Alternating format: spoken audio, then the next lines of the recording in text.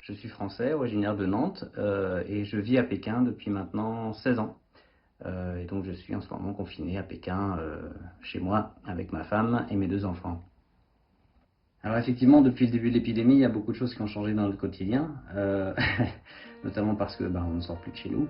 Ma femme, qui normalement doit avoir repris le travail, bon, elle est allée quelques jours au bureau, mais elle fait principalement du télétravail à la maison.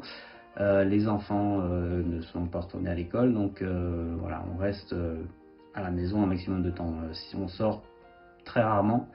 Quand on sort, c'est dans notre quartier, puis c'est juste pour promener le chien, pour aller chercher des colis, éventuellement faire quelques petites courses.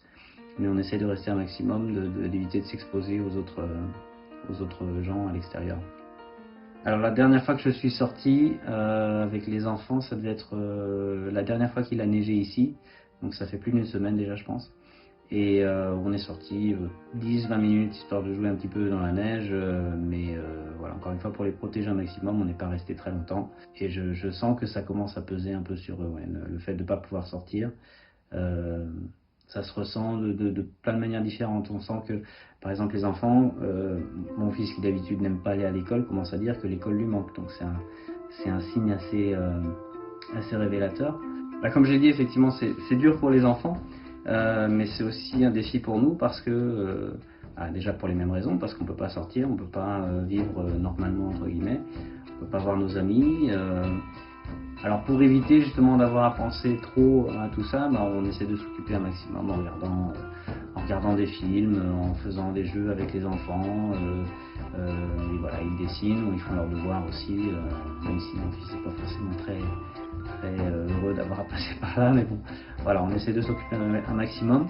Et puis finalement, moi je me dis que j'essaie de voir le côté positif de chaque chose. C'est vrai que même si on ne peut pas sortir, même si on est bloqué ici et on ne sait pas pour combien de temps, c'est entre guillemets une chance aussi de pouvoir passer un moment vraiment en famille, parce que d'habitude quand tout le monde travaille, quand les enfants sont à l'école, c'est assez dur finalement de se retrouver, d'être vraiment ensemble. Donc je pense que c'est un mal pour un bien, et finalement, voilà, si on retire quelque chose d'assez positif de cette expérience, c'est de pouvoir justement vraiment passer du temps ensemble. Là, ça va faire 3 semaines, plus de 3 semaines qu'on est tous les jours, tous les 4 ensemble sans sortir. Voilà, c'est des moments qu'il faut, je pense, qu'il faut apprécier et qu'il faut garder. Ce que j'ai envie de dire avant tout, c'est d'envoyer un message de soutien à ceux qui peuvent l'entendre. Quand on passe par quelque chose d'aussi difficile que ça, nous évidemment on est touchés, mais à notre niveau. Il y a des gens qui sont autrement plus touchés que nous, et je pense notamment aux gens du Roubaix, aux gens de Wuhan qui sont en première ligne, qui ont peut-être perdu des proches, qui sont peut-être malades eux-mêmes, voilà, et qui doivent avoir beaucoup plus peur que nous, même par rapport à ça. Voilà, quand je pense à ces gens-là, j'ai envie de leur dire qu'on est là, même si on se sent un peu impuissant par rapport à l'ampleur de cette chose, mais il faut du soutien pour ces gens-là, et puis aussi pour les gens qui vraiment se battent contre le virus tous les jours. Je pense aux médecins, je pense aux infirmières, aux scientifiques aussi qui travaillent sur le vaccin non-stop tous les jours, voilà, sans repos, et qui mettent leur vie en danger pour les autres. Ces gens-là sont vraiment des héros, et il faut vraiment les soutenir. Alors, à notre niveau, je ne sais pas trop ce qu'on peut faire, mais euh, il faut vraiment penser à eux.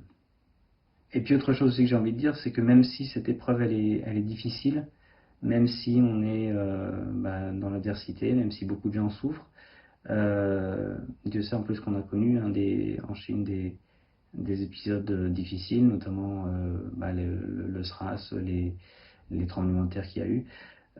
Mais finalement, je pense qu'à travers ces épreuves-là, on arrive à des conclusions positives. C'est-à-dire que les gens, il y a une espèce d'élan de solidarité qui se forme, et je pense que c'est aussi un côté très humain. Ça nous rapproche finalement d'être tous ensemble dans le besoin, d'être tous ensemble dans la peur. Et bien on se rapproche les uns des autres. Et je pense que au final, c'est quelque chose qui aura un effet positif sur l'entraide peut-être entre les gens, et puis le respect mutuel.